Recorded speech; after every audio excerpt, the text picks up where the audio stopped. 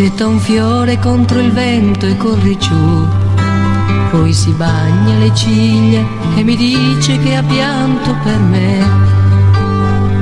Poi si specchia nell'acqua e sull'erba bagnata a rincorrerla ridendo in sfida.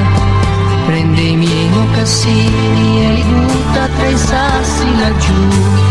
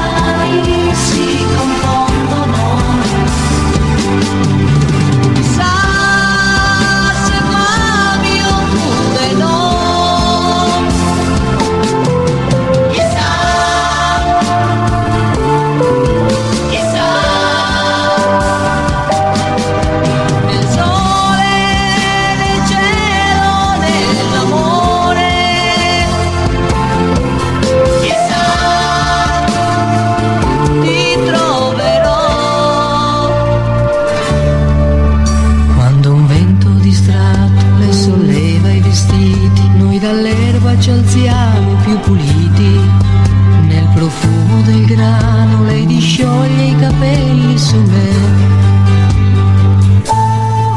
Sotto un cielo sorpreso lei dipinge un sorriso, se ne va guardandomi nel viso.